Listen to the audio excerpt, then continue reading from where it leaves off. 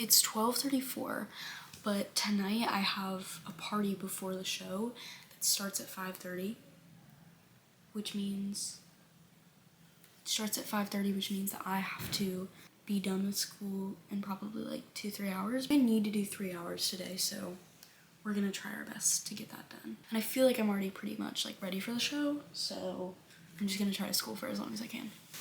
Okay, so hey guys, welcome to today's video. I haven't posted on this account in like honestly a long time since I started this tour, but I was like, why not start getting back into making videos? My problem is not with the video making. I can sit in front of a camera and talk for a long time.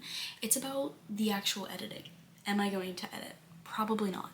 What are we doing today, you may ask? Today I am doing a school with me on tour. So if you are not aware of who I am and what I'm doing, currently I am a junior in high school and I'm on the national tour of The Sound of Music. I've been performing on this tour for the past 6 months, I think.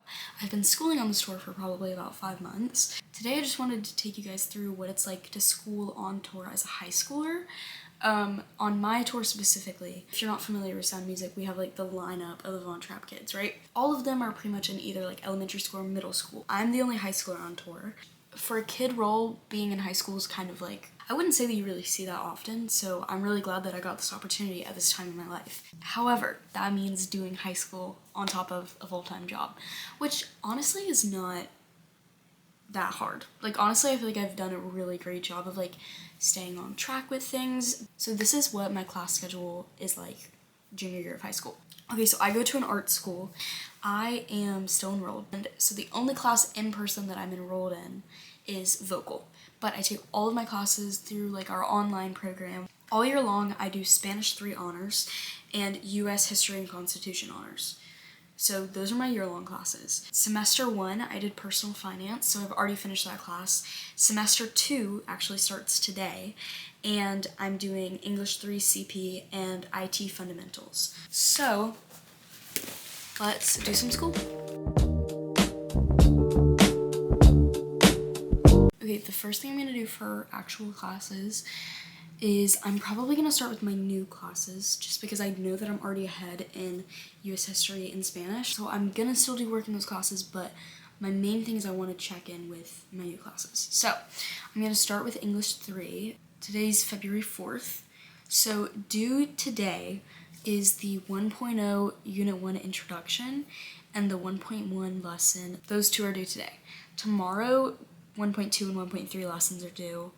And then we have a 1.4 discussion and an extra credit opportunity due February 6th, which is Friday. Yeah, I need to go through all those. But the main thing that I have to do before I can do any of this is I have to view all of my course like overview stuff so that I know what the course is. That's just like what our virtual stuff requires.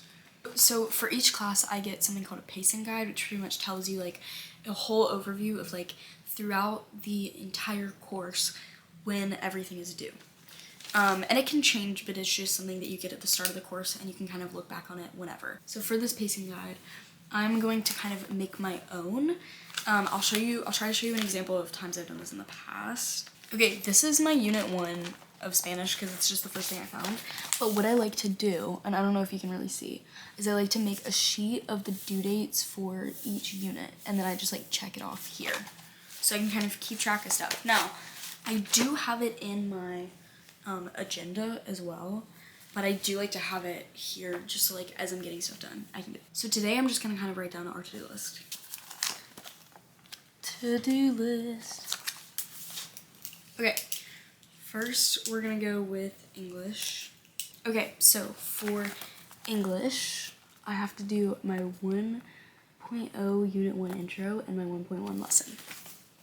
Now I'm just gonna quickly do all of my course overview stuff so I can get through it really quickly. Okay, so Unit 1 is called Direct and Implied Literary Interpretations. Fun. I love that. I'm actually super interested in this class. I think this is gonna be a fun one because like English is my thing. I haven't done these like class check-ins since the last time I started a class, which is like when we were in DC. Okay, so I finished all of my course overview and introduction for English 3, so I'm already like checked into that class technically. And I also know what assignments are due today. So now I'm gonna go to my other new class, IT Fundamentals, and I'm gonna do all of that for that class as well. Okay, so for today in IT Fundamentals, I'm going to do Welcome to IT Fundamentals, Common Computing Devices, and Computer Organization.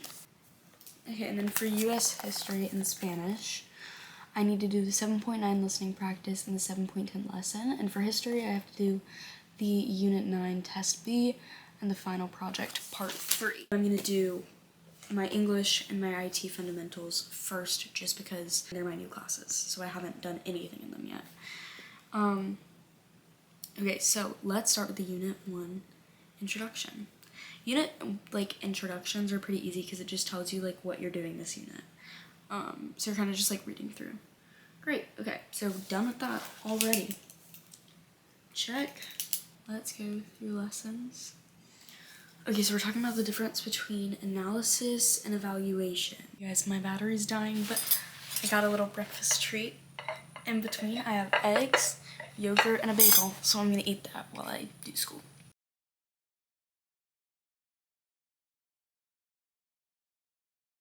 Okay, hello. My battery's about to die, and it died while I was filming, but I just want to say thank you guys so much for watching my little study vlog, and I have to go to the theater, but let me know what other type of videos you want to see. Bye!